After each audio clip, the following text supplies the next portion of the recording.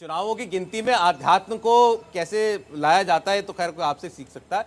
तो बस अब देखें 4-5 मिनट का वक्त बाकी है और आपके सामने जब ये गिनती शुरू होगी तो हम पहला आंकड़ा पेश करेंगे। अब से थोड़ी देर के बाद गुजरात को लेकर सबसे ज्यादा चर्चाएं चल रही हैं कि गुजरात में आखिर क्या होगा।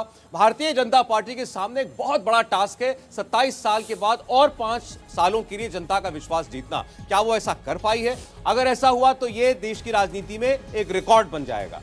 ऐसे ही गुजरात में कांग्रेस पार्टी इस उम्मीद के भरोसे है कि जनता उसके लिए चुनाव लड़ देगी, जनता जो है वो हराएगी बीजेपी को इस बार। लेकिन क्या जनता के मन में ऐसा कुछ था बीजेपी के खिलाफ? उसका जवाब भी आपको मिलेगा। और अरविंद केजरीवाल जिन्होंने बहुत पर्चियां लिख करके बताया कि कांग्रेस पार्टी को 5 से कम सीट आएंगी, उनको 92 सीटों से ज्यादा मिलेंगी, आज वो कह रहे हैं 15-20% वोट मिला तो भी हमारे लिए बहुत बड़ी बात होगी। तो आखिर गुजरात में आम आदमी पार्टी का वजूद कितना है और उनके गुजरात जाने से किसको फायदा और किसको नुकसान हो रहा है, ये भी आपके सामने थोड़ी देर में पोस्टल और ईवीएम दोनों साथ साथ ही कर रहे हैं। वो स्पष्ट हो गया स्वामी जी। नहीं, अब पहले पोस्टल बैलेट ही निर्णय ने अभी बताया है, पहले पोस्टल बैलेट होंगे उसके बाद ही ईवीएम। अच्छा।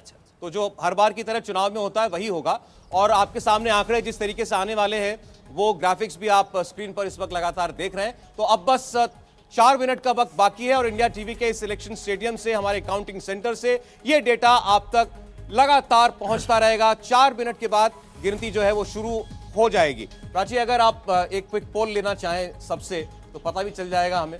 बिल्कुल देखिए, लेकिन उससे पहले ये स्क्रीन हम दिखा दें। ये जो ऊंट आप देख रहे हैं और ये जो ऊंट की गाड़ी आप देख रहे हैं, इस पर जरूर आप नजर बना के रखिएगा क्योंकि यही आप तक एक एक आंकड़ा पहुंचाएंगे। जैसे ही पहला रुझान आएगा हमारी टैली में बदलाव होता रहेगा। इस टैली पर आप नजर बनाकर रखिएगा क्योंकि कुछ ही देर बाद देखिए 3 मिनट का वक्त रह गया है और 3 मिनट बाद ईवीएम जैसे ही खुलेंगे, पहले बैलेट पोस्टर की यहाँ पर काउंटिंग होगी और उसके बाद फिर जो रुझान सामने आएंगे वो सबसे पहले आप इंडिया टीवी पर देखेंगे। देवेंद्र, क्विक पोल की हम बात कर रहे थे, जल्दी से आप बताइए, अब 3 मिनट का वक्त रह गया है, क्या कहता है आपका अनुमान?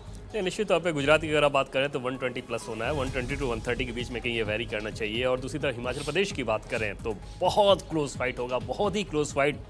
संभव है कि बीजेपी को थोड़ा एज रहे बहुमत से कुछ सीटें, लेकिन बहुत क्लोज और नजदीकी मुकाबला है वो।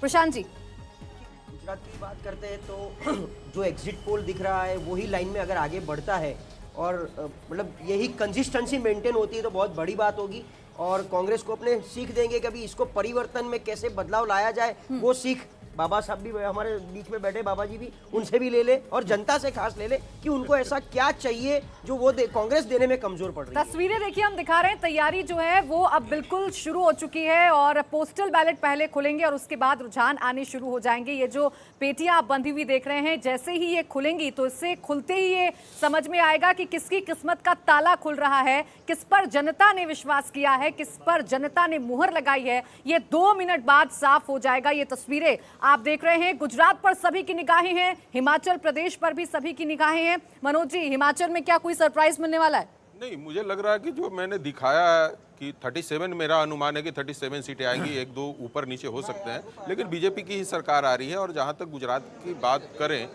माहौल बहुत अच्छा कांग्रेस के लिए हो या ना हो, लेकिन बीजेपी जो 110 से लेकर 120-22 तक जा रहे हैं, ये मेरा अनुमान है कि इसके बीच में ही वो बीजेपी रहेगी।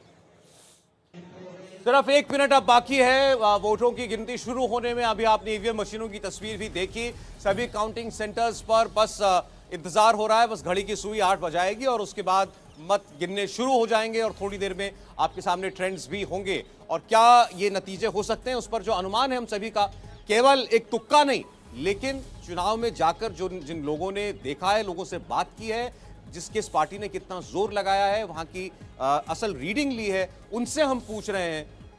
तो बस 20 सेकंड के बाद आपके सामने जो है ये गिनती शुरू होने जा रही है और उसके बाद कुछ ही मिनटों में एक पहला रुझान, एक ट्रेंड भी जो है वो आपको देखने के लिए मिल जाएगा। संजीव जी, दोनों राज्यों के बारे में केवल हार जीत की प्रेडिक्शन करनी हो अगर? हिमाचल में कांग्रेस की सीटें ज्यादा आएंगी, सरकार बीजेपी की बनेगी।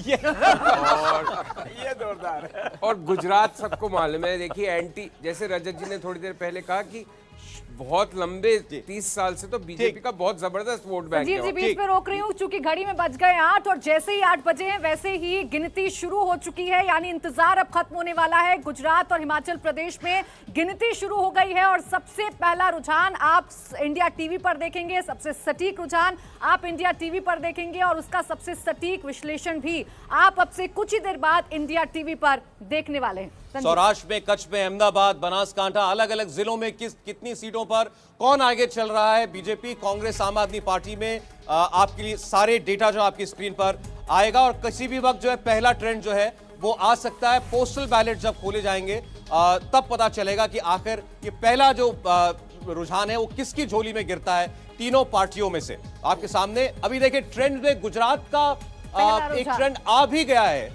बीजेपी जो है वो एक सीट पर ऐसा लगता है कि पहला वोट ही जो गिना गया वो बीजेपी का ही गिना गया है। अच्छा, ये भी चर्चा हो रही थी कल की जो ज्यादातर पोस्टल बैलेट्स होते हैं वो बीजेपी के फेवर में ज्यादा जाते हुए दिखाई दे रहे हैं। कुछ पिछले वर्षों में अगर देखें तो शुरुआती काउंटिंग में बीजेपी हमेशा आगे दिखाई देती है। एक जमाना था सौरभ जब ये बैलेट पेपर खुलते थे तो कांग्रेस के वोट निकलते थे, उस समय कांग्रेस चुनाव जीता करती थी, तो लोग कहते थे अरे भाई ये जो पोस्टल बैलेट है ये तो कांग्रेस का होता ही होता है, इसके बाद हम जीतेंगे, लेकिन फिर बाद में भी वही जीतती थी। वैसी परिस्थिति आजकल बन गई है, बस पार्टी बदल गई है। तो एक रुझान आ चुका है, बीजेपी एक सीट पर आगे चल रही है इस वक्त गुजरात में और बहुत तेजी के साथ अब और रुझान जो है और सौरभ ये जो पहला रुझान है वो सौराष्ट्र से आया है। हमारी स्क्रीन ये बता रही है कि जो पहला रुझान है वो सौराष्ट्र से आया है, वो सौराष्ट्र जिसने पिछली बार बीजेपी को काफी परेशान किया था, लेकिन इस बार उस सौराष्ट्र में परिस्थिति बदल चुकी है। जेतपुर से है, देखिए जेतपुर में पहला रुझान आ गया है और बीजेपी आगे है। निर्णय सीट को लेकर काफी चर्चा हम लोगों के बीच में भी हुई है। जेतपुर बीजेपी की स्ट्रॉन्ग सीट है। जयेश रादड़िया यहाँ से लड़ रहे हैं चुनाव। रूपानी सरकार में मंत्री थे, हालांकि उनको भी रिप्लेस किया गया था, लेकिन बहुत स्ट्रॉन्ग पाटीदार नेता है, विठल रादड़िया के बेटे हैं और ये पूरा इलाका जो है काफी डोमिनेंट उनका डोमिनेशन है पूरे इस इलाके में। तो गुजरात से पहला रुझान सौराष्ट्र के जेतपुर से भारतीय जनता पार्टी इस वक्त आगे चल रही है। तो ट्रेंड्स में आप कह सकते हैं शुरुआत बीजेपी के लिए हुई है।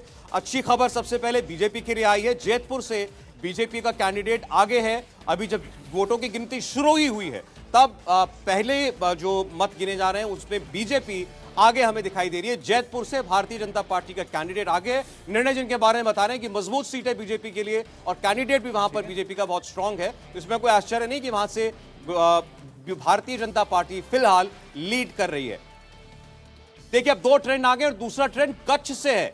कच्छ से भी बीजेपी का एक कैंडिडेट आगे बढ़ता हुआ हमें दिखाई दे रहा है। तो सौराष्ट्र कच्छ ये वो इलाके जहां पर पहले फेज के अंदर पोलिंग हुई थी, वहां से दो ट्रेंड हमारे पास हैं, एक सौराष्ट्र का और एक कच्छ का, और दोनों पर बीजेपी आगे चल रही है। ये बिल्कुल अनुमानित लाइन पर ही आ रहा है ट्रेंड।